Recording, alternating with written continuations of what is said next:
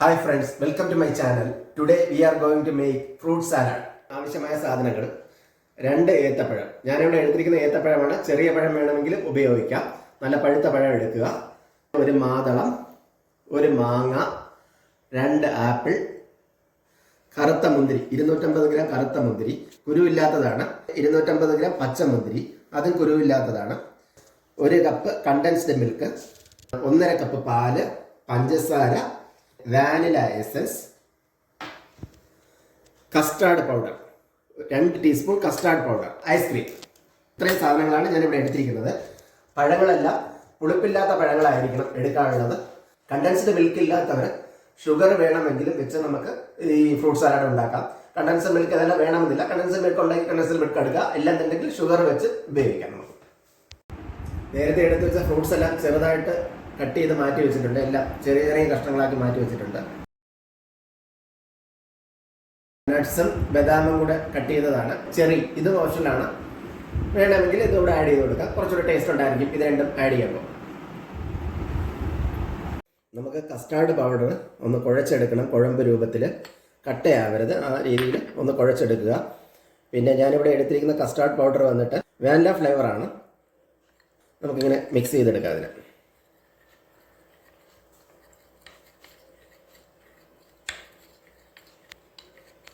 പാല് നമുക്ക് ചൂടാക്കി എടുക്കാം. പാല് ചൂടായി വരുമ്പോൾ ഞാനിവിടെ എടുത്തു വച്ചിരിക്കുന്ന 3 ടേബിൾ സ്പൂൺ പഞ്ചസാര നമുക്കിതിലേക്ക് ആഡ് ചെയ്ത് കൊടുക്കാം. കണ്ടൻസ്ഡ് മിൽക്ക് ഇല്ലാത്തവർ കുറച്ചുകൂടെ പഞ്ചസാര അവരുടെ മധുരത്തിനനുസരിച്ച് ഇട്ട് കൊടുക്കുക.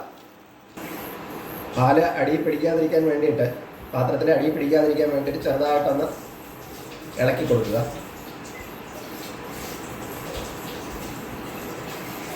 ചൂടായ പാലിലേക്ക് നേരത്തെ നമ്മൾ കലക്കി വെച്ചിരിക്കുന്ന കസ്റ്റാർഡ് പൗഡർ ഒഴിച്ചു കൊടുക്കുക. എന്നിട്ട് അത് യോജിപ്പിച്ച് കൊടുക്കുക. കസ്റ്റാർഡ് പൗഡർ കലക്കിയത് ഫുൾ ഒഴിക്കരുത്. മുഴുവനും ഒഴിച്ചു കഴിഞ്ഞാൽ കട്ടയായിട്ട് പിടിക്കും. അതുകൊണ്ട് കുറേശ്ശെ ഒഴിച്ചു കൊടുക്കുക.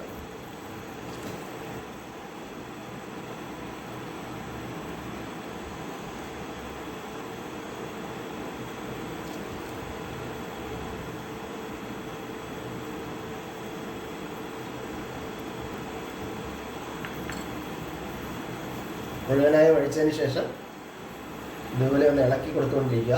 പൗഡർ മിക്സ് ചെയ്ത് ഇതേപോലെ ആക്കിയതിന് ശേഷം പാല് കട്ടിയാവുന്നതിന് വെയിറ്റ് ചെയ്യേണ്ട.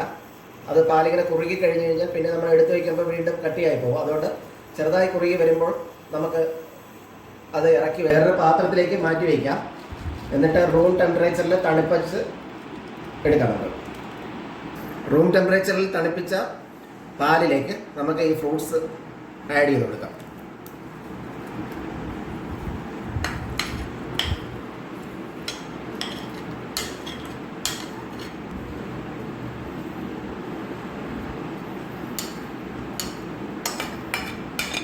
കട്ട് ചെയ്ത് വെച്ചിരിക്കുന്ന ഫ്രൂട്ട്സുകൾ ഓരോന്നോരോന്നായി ഇട്ട് കൊടുക്കുക.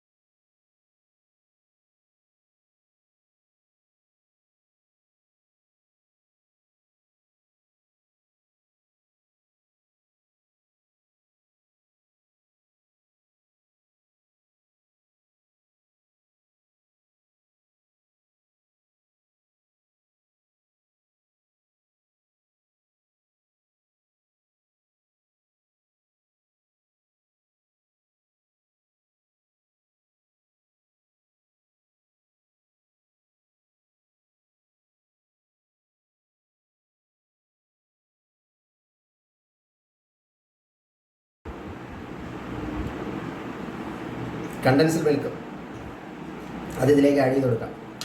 കണ്ടൻസ്ഡ് മിൽക്ക് ഇല്ലാത്തവർ ഷുഗർ ആഡ് ചെയ്യുക. കണ്ടൻസ്ഡ് മിൽക്ക് ഇല്ലെങ്കിലും നമുക്ക് ഷുഗർ ആഡ് ചെയ്ത് ഫ്രൂട്ട് സാലഡ് ഉണ്ടാക്കാം. ഇതിലേക്ക് നമുക്ക് ഐസ്ക്രീം ആഡ് ചെയ്യാം. ഇത് വാനില ഫ്ലേവർ ഐസ്ക്രീമാണ് ഇതിനകത്ത് ആഡ് ചെയ്തിരിക്കുന്നത്. ഐസ്ക്രീം കൂടെ ഇട്ടതിന് ശേഷം നമുക്കിത് നന്നായിട്ട് യോജിപ്പിച്ച് കൊടുക്കാം. വാനില എസൻസ് ഇതും ഓപ്ഷണൽ ആയിട്ടുള്ള ഒരു സാധനമാണ്. നമുക്ക് ഫ്രിഡ്ജിൽ വെച്ച് തണുപ്പിച്ച് സെർവ് ചെയ്യാം.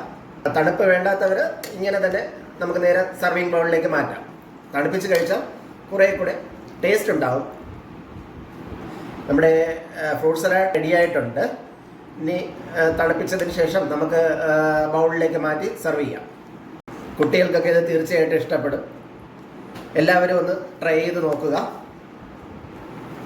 എൻ്റെ ഈ വീഡിയോ ഇഷ്ടപ്പെട്ടാൽ വീഡിയോ ഷെയർ ചെയ്ത് ലൈക്ക് ചെയ്ത് സബ്സ്ക്രൈബ് ചെയ്യാൻ മറക്കരുത്. മറ്റൊരു വീഡിയോയുമായി വീണ്ടും കാണാം. Thanks for watching.